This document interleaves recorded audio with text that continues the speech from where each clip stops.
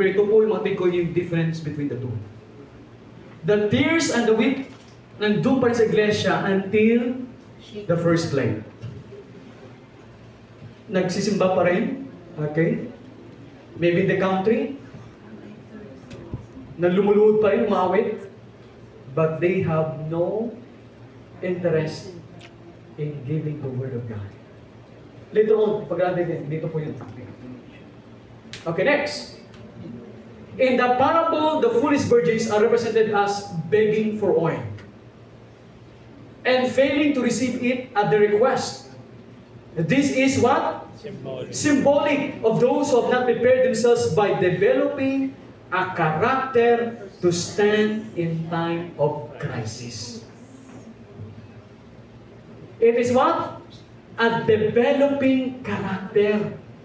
That is the symbol of oil. Kaya po yung karakter mo, kapatid, karakter mo, hindi mo pwedeng ipasa sa akin. The character of the daughter cannot be transferred to the mother or the father. The same manner the character of the father cannot be transferred to the wife or the children. It is an individual work. And character cannot be modeled in just one glimpse or just a one-night stand. It's just a process. Kaya Panginoon, hindi pa hold the four winds until the servants of God are sealed. Matagal na sana dumating pa yun. Hindi pa, pinipigilan pa yun. Sabi nga ni Ninong kanina sa akin, alam mo yung Taiwan? Parang inikutan ng China, pero sabi ko, pinipigilan pa namin. Dahil hindi pa rin yung bayan ng Diyos. Nagigirian sa China, bakit hindi pa rin? But they have given us the date. Yung pong nagkatataka eh. Merong lumitan ng date, sabi ng mga US, prepare for year 25, war against China. 25. Sabi pa ng Europe, Germany, okay, prepare for 2025 for war against Russia. When they're giving us the dates. Maybe God is telling us to get ready. Pwedeng prolong? Pwede? Hindi. We don't know. Pero Panginoon, hanggat mangyari.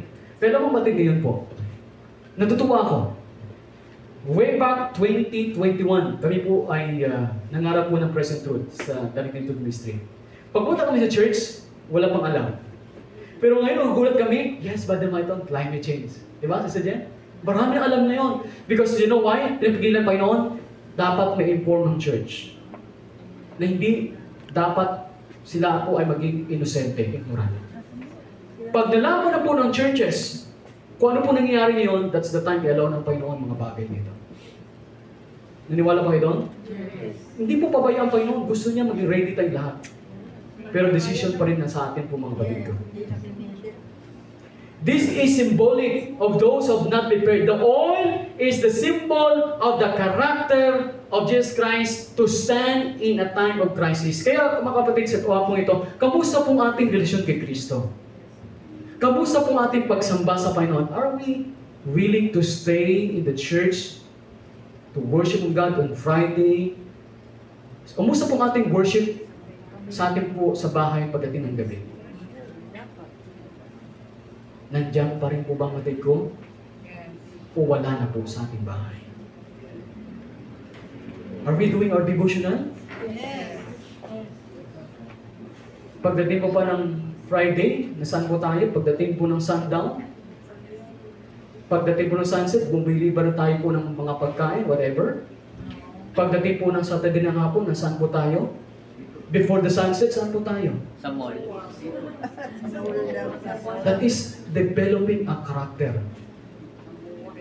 Ano sabi ni Pedro? 1 Peter chapter 2:21. Jesus leave us an example to footsteps to follow. All is what? Is developing character to stand in a time of crisis. It is as if they should go their neighbors and say, give me your character or I shall be lost. Pwede ba yun? Those that their wives couldn't impart their oil to the flickering lamps of the foolish virgins.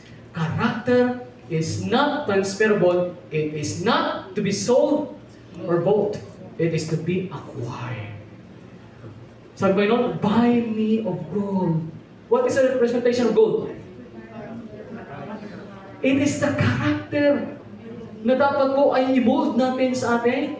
It is the character of Christ to be mold in us. Inihingi ito sa Panginoon, matid ko. It is not given. Na hindi. Yes po. Yes po.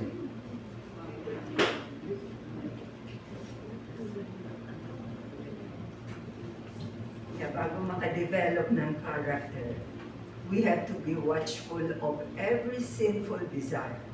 Yeah. Kasi Spirit of Prophecy says, the prevalence of a sinful desire shows the delusion of the soul. Kaya watch, take heed, and pray. Bantayin po natin ang ating sarili, matid ko. Huwag natin bantayin ng ibang tao. Okay? Kasi pag nagbabantay ng ibang tao po, nakalimutan natin sarili, mga matid. Okay, next. Okay. We are now in the spiritual, hindi pala. We are in spiritual Israel's provisional time. Okay, the Lord has given to every individual an opportunity to obtain a righteous character through the hours of probation, from 1844 until right now. But He has just not provided a way by which one human agent may impart on another the character which he has developed by going through hard experience. So hindi po, ito po ipapasa sa iba. Binibigyan tayo ng Panginoon ng panahon na mayroong pagbago. Paano kayo dumating panahon ng before pandemic? Are we ready? Sabihin ko sa akin yung mga ko, hindi kami ready. Wala tayong kalimalay-malay. We are sleeping virgins. True? Yes, we're sleeping virgins. But God is really good to us. By learning lessons from the great teachers so that He can manifest patience under trial. And exercise faith so that He can remove mountains or impossibility. Now, there are two things that God has advised us to do in preparation for the coming crisis. Character development and what is the other? Okay, we already studying about the character, the preparation. What is the other one? Faith and obedience. Character is part of the faith. Using our Holy Spirit. Okay, let us see what they go. Okay, next, we need to prepare one.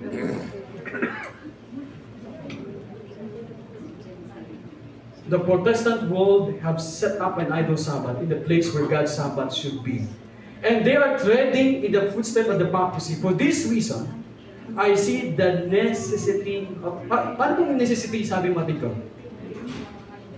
Of kalagahan of the people of God moving out of the cities into retired country or places where they may cultivate the land and raise their own provision.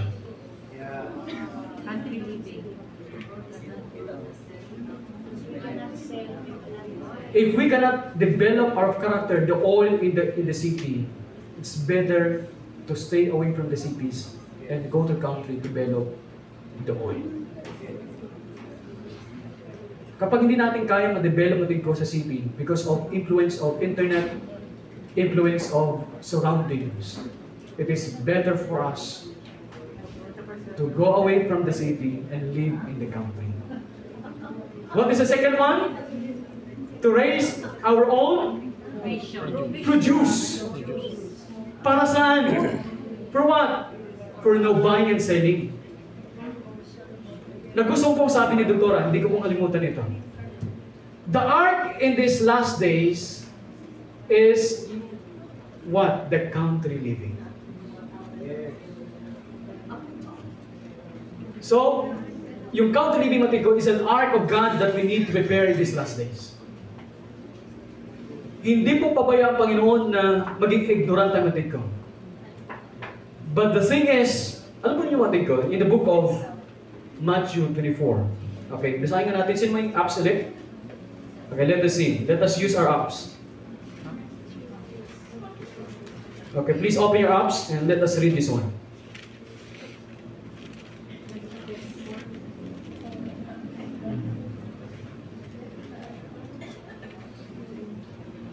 Hanapin ko lang ang feed ko.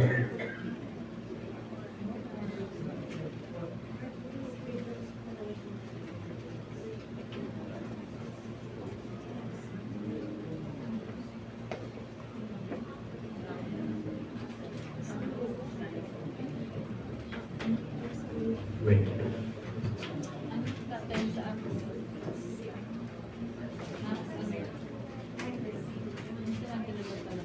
Wala pa.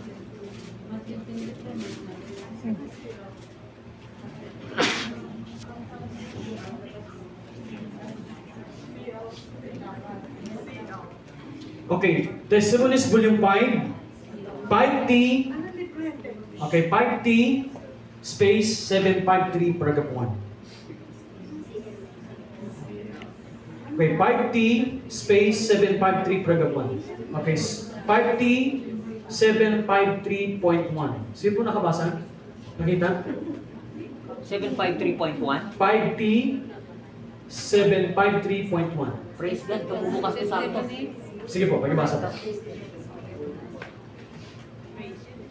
These lessons, tama ba? Sige po. These lessons are for our benefit. We need to stay our faith upon God, for there is just before us a time that will try man's soul.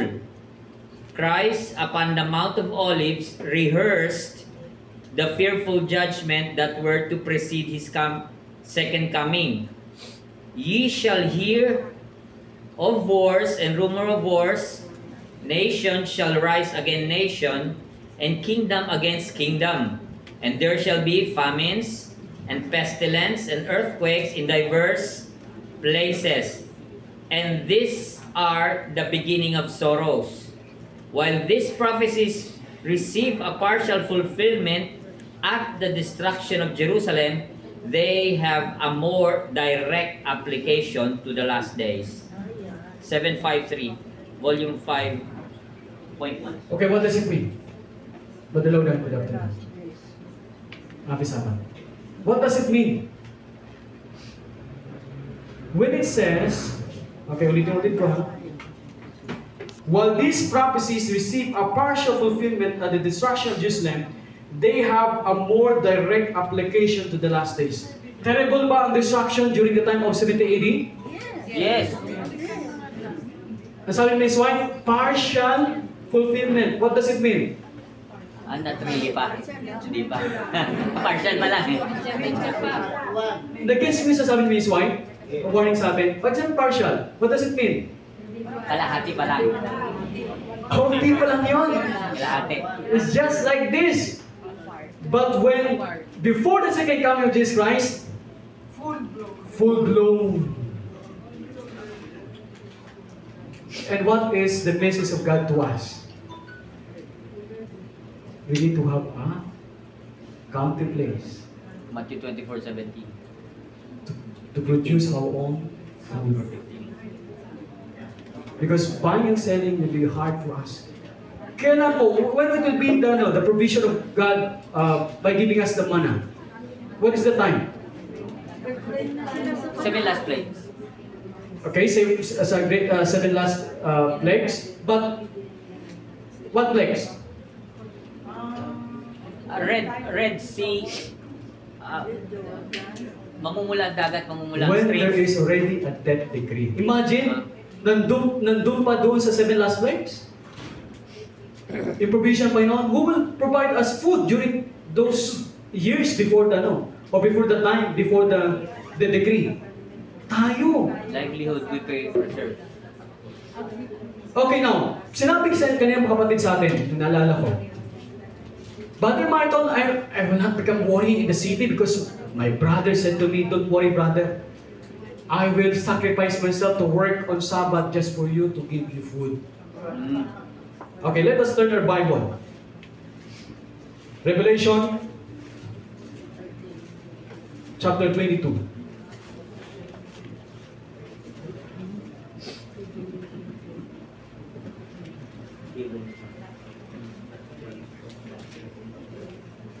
Verse 11.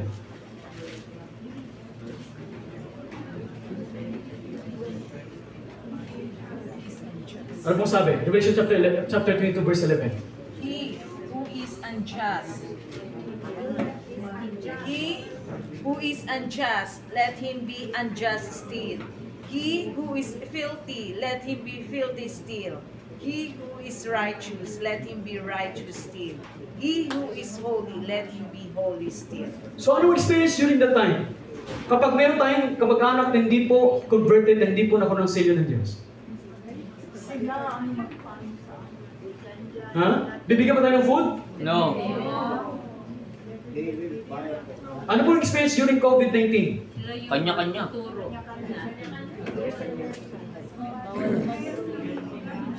Naging experience? Yes. Somebody will fight for us as a spirit of prophecy yan. Kahit mga kapitbahay, kaibigan. Kaya sabi, di ba? When you choose a country away from whom? Yes. Sunday keepers. Why? During the time of Sunday law, they will also persecute us. They can freely move in our place. That's why we need to move away from the Sunday keepers. Nakuha niyo, mga kapatid ko? God drive them away. So pagdating po na no buying and selling, ito pong mahirap, mga kapatid ko. For example, bigyan natin scenario. Okay, ito na po scenario tayo. Ayaw ko na pong isang tabi. Sa city po, saan galing tubig natin? Nawasa. Sa Maynila. Government. Government. Sa Maynila. Paano kayo magluto? Bili ng gasol. Meron kayong option? Paano kung magkaroon ng gasol? Bibili ka. Bibili ka. Pagdating, uling. Okay. Saan galing uling natin? Tindahan din, bibili. Bibili pa rin. Okay. Pagdating ng no buy and selling, hindi makabili. May puno ka, ang sampo, may puno din si brother sa kanyang, kung saan, bakuran, may puno. Hanggang kailan yung puno, maubos yun para Yung magmagato. paggatong. Maubos. Maubos yun. Yung tubig. Kapag hindi na makapagbayad, saan makuha ng tubig? Sa city. Imagine yun mga kapatid ko. Puso? Mataas na po ngayon ng mercury. At hindi na malinis yan, pwede ka magsuka. May tanongin pa po sa semento. Sa semento? Pwede mo. Yes po. Yung Sige po, panarin ko nila. What benefit of all? kasi gusto ko lang itanong, yung country living ba, yung place na dapat mo hahanapin, dapat ba talaga nasa mountain, malayong Okay, malayo? thank you. Okay, ganito mga kapatid ko. Mrs. White is telling us to find really a mountain. Ang gusto ni Mrs. White, nasabi niya, away from the city, na meron kang place na magtanim. Hindi ni sa sarili sa taas ka ng bundok. Ito po ngayon kasi mangyayari, matid ko eh. We as the Seventh Adventists, sino pong may million dito? May million. Ay, hindi mo sasabi. Hindi mo sasabi. Hindi mo tataas. Pero majority, okay, 98% walang milyon. Kung wala kang milyon, makabili ka sa may lulan, Hindi. no choice ang Seventh Adventist kundi Highland. Wala kang choice, mahal. Nasubukan ko na ni mga matid dyan po sa may DRT. Medyo gandang lugar, patag. Highland na po ang DRT. Bundok na yun, ha? Pero magkano matid ko? 3 to 4 million. Oh, eh, anong gawin natin? Taas pa. Taas pa. Akin ka pa! Taas pa. Akin ka pa! Wala kang choice. Alam po yung matid ko, sabi niya, alam po mga kapatid, sabi niya, before pandemic, ang murang ng lupa dito, mabili mo lang ng 8 to 5 pesos per square meter. Nung after COVID, tumaas. Kasi marami naganap. Na-advertise. Kahit Chinese po, naghanap sila. I don't know why. Ang dami pong Chinese bumili po ng property sa may DRT. Marami pong NP. FYI. Doon niya, Religious Religious Comunidad. Sa Bulacan po. Sir Matay. Minsan po ay meron kami nakitang lupa, ang ganda po Matay ko. Nagitnaan ng ilog. Tapos kabila sa amin ito, yung kabila po, saan supposed to be kabila po ay may walang pag-aari pero patag. So isip namin, pwede tayo ng mais ito. Pag-akit namin po ng bundok, kasi mayroong road, sabi po ng nagbebenta, ay sorry po, nabili na po ng Chinese yun. Gagawin. Sabay na kami, tumingin ng lugar na yon. Ang Chinese, nauna kasi mayroong milyon. Rights na po kasi. Rights. So, laban namin na. Kaya pati ko, hanggang... Okay, ito pa ito. Bakit po ngayon po ay mag-prefer ng country? Ay, hindi ko po kanina po yung si Doc. Mali po ang kaisipan na maghanap ng country pagdating sa Santilo. Why? Pag sa Santilo ka naghanap ng country, nakabili ka. Pumunta ka ng lugar na yon, meron ka bang naitanim doon?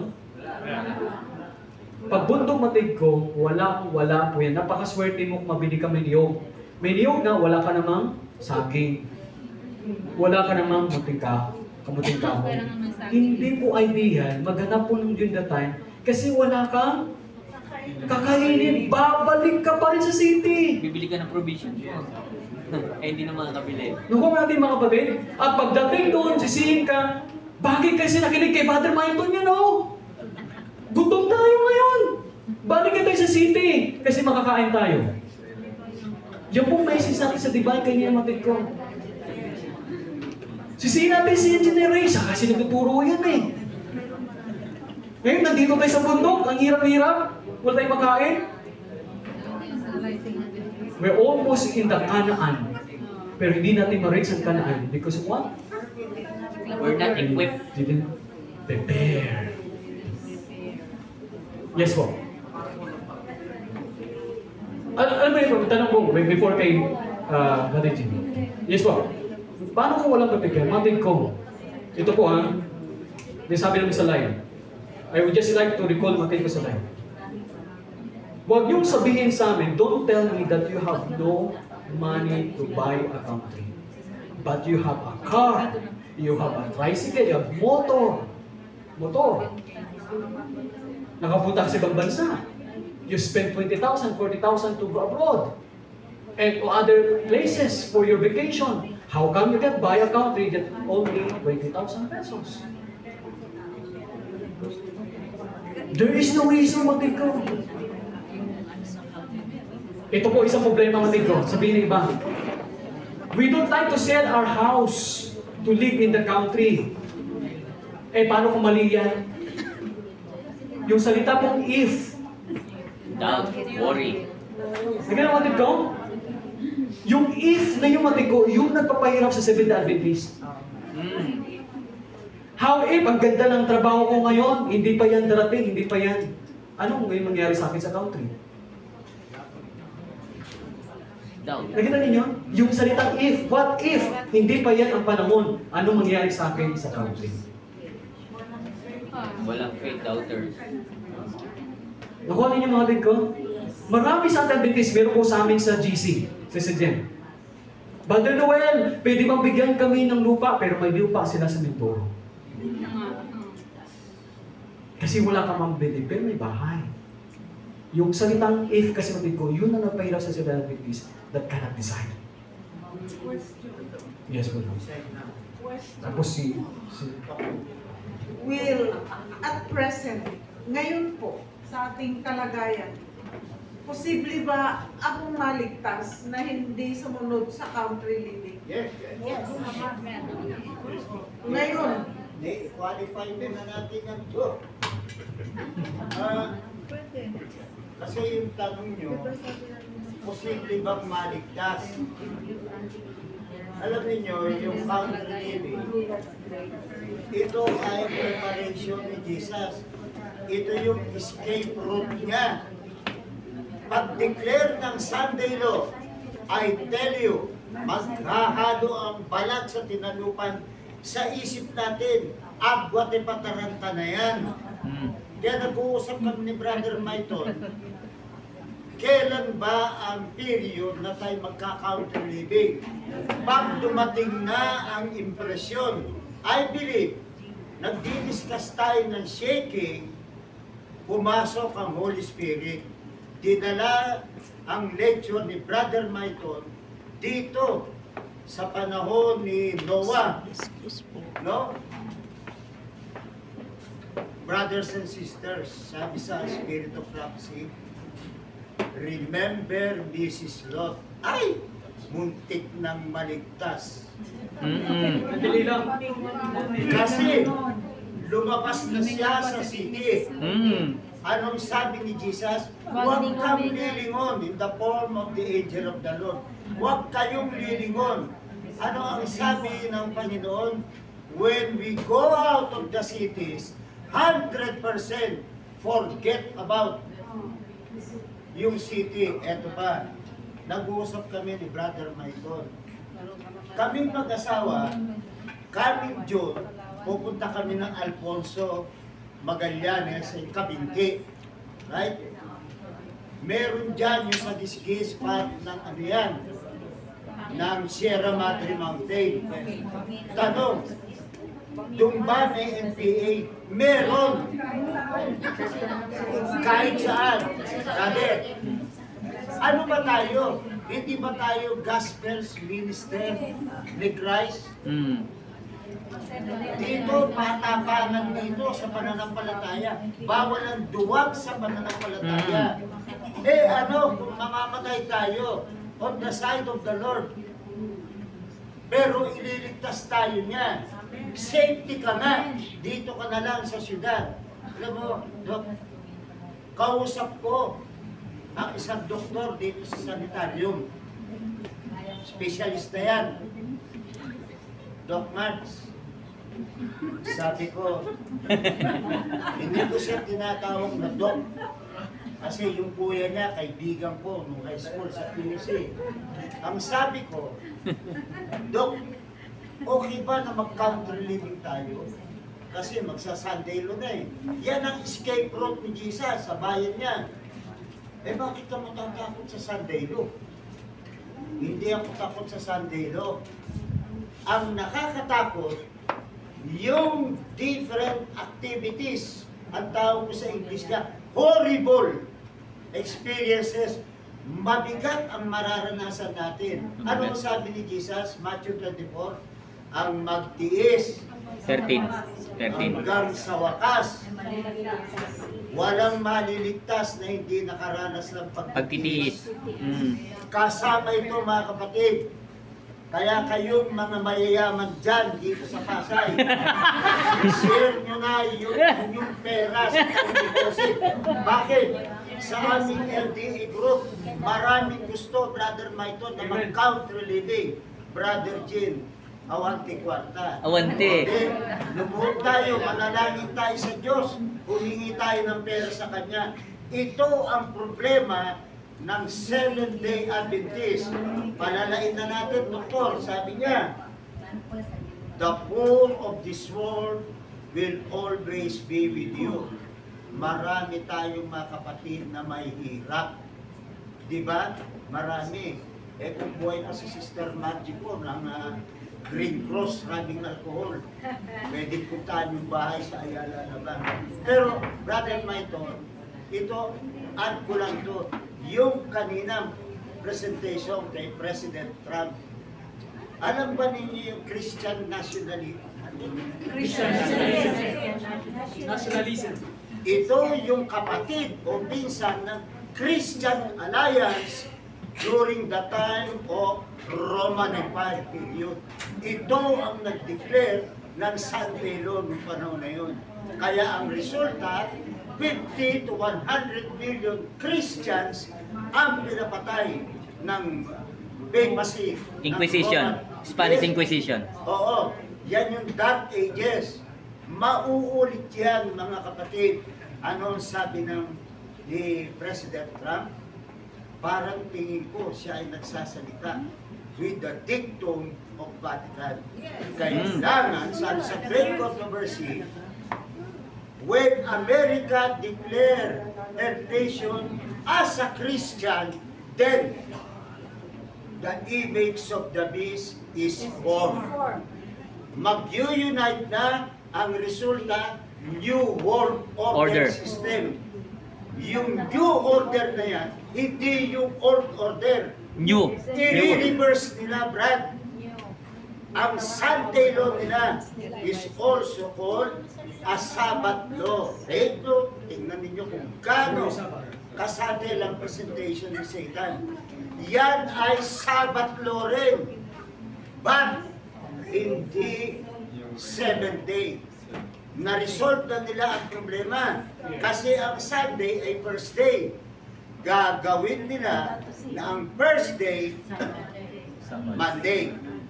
So, mga kapatid, dito ang bayan ng Diyos, kailangan clear at meron tayong panoramic view kung ano itong chain of events. No? Dito tayo magmarites sa ganito. Gusto ni Jesus na ganito ang usapan. Wala lang tayong pamilya, kahit tabutin tayo ng ano. You know, sa amin, sa Pase English, hindi ko alam, kagagawan ng Holy Spirit yan. Bakit na natayo itong last day events, prophecy study? Yung pala, may gustong ipasok na katotohanan ang Panginoon. Tingnan ninyo mga kapatid. Come June, brother, magsisimula na kami ng misis ko. Kahit tumarkila na sasakyan do, maghahanap. Kasi doon kami sa Silang Cavite, malapit sa AUP. Tinitingnan namin yung maliit na bahay doon. Ibibenta na lang kaya ito para may pambili. Sabi ng mga kamiyembro dito sa last day events, Brother G, kami din ay magka-counter living. Wala naman kami perang pambili. O, di ba? Humingi tayo sa Panginoon. Do you believe na magbibigay ng pera ang Diyos? Yes! Yes! Magbibigay by faith. Yan, Lord Jesus, narinig nyo. Ito ang small group na bahay nyo. Alam mo, kung small group ang itatayo ng Panginoon around the Philippines. Kaya nabanggit ko kanina, idalangin natin mabuting bundok, maayos na bundok. Pero may tanong ako, Brother Michael. Dok, magsagot ha? Yung tinignan namin sa Bondok Peninsula, sa ibaba, may barangay hall. Pinuntahan namin yan. Binibenta yung 8 hektarya do at 2 million. Less than 2 million. Kasi ang iniisip namin mag-asawa, itong mga ka-brother and sister sa LDA group, where will they go? So, bibili kami a piece of land not only for us, para sa iba din. Amen. So, kaya mga kapatid, bawal ang secretive dito. Sabihin nyo kung saan kayo nakabili ng bundok.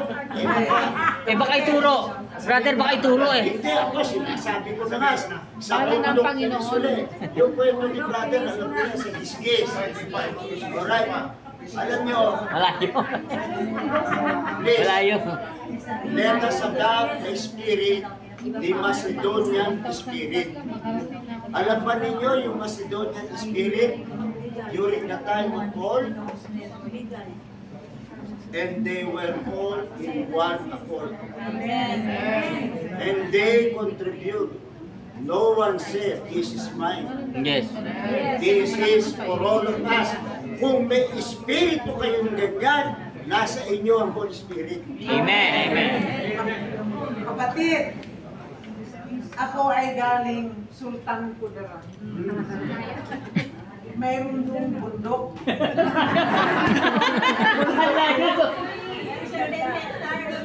Kayong lahat, invited. Mag-ipon lang kayo ng pamasahe. Doon po, aakyat ng bundok, may flowing po. Nasimulan na ng aking kapatid magpagawa ng fish pan. Kaso lang, May irrigation. nagkasakit siya. Natamnan na ito ng puno ng niyog, mga 100 plus. So, pag akyat mo sa tuktok, it is a sea of clouds. Maganda po. Kung sinong may gustong pumunta, or isa sa inyo, spy, you go and see. Parang kanan. Random pinkihan yan, ha? You go and see. At pagbalik mo, then pagsabi mo. Good news. Kung may kasama ko sasabihin, pangit. Pero ayaw namin ng spy na negative. Ah.